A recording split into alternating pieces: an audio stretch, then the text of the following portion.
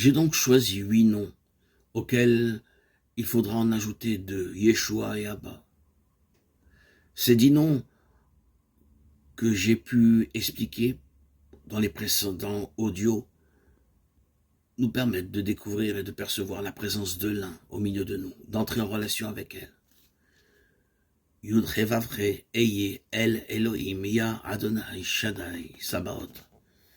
Puis, en 9e position, Yeshua. Ce nom signifie littéralement Dieu sauve, Dieu libère. Le nom que porte et qu'incarne Yeshua de Nazareth est bien un nom divin.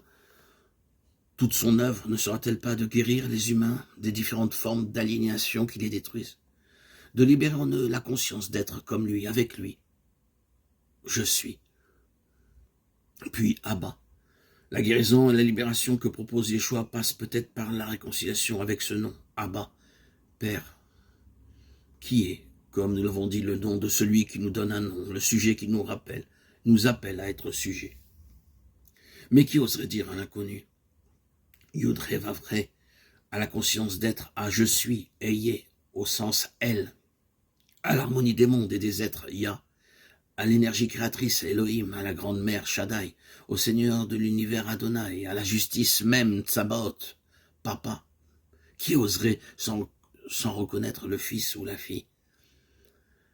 C'est pourtant de cette façon que l'on peut sanctifier le nom, que l'on peut nommer de celui qui a tous les noms, incarner toutes ces qualités de l'être, les introduire dans l'espace et le temps, devenir ce que nous sommes pour ressembler au don qui ne cesse de nous engendrer, en donnant, en aimant à notre tour.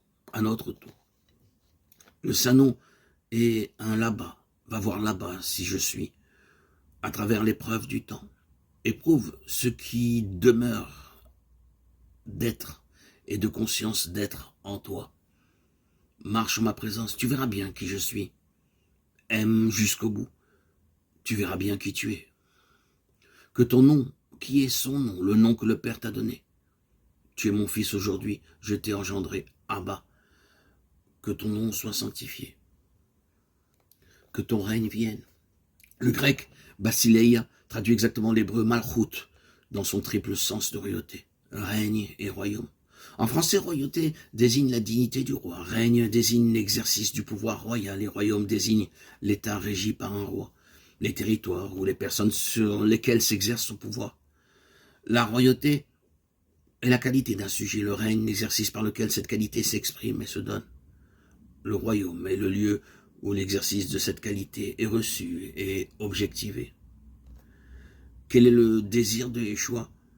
Que la primauté de l'être sur tout être ou tout avoir soit reconnue.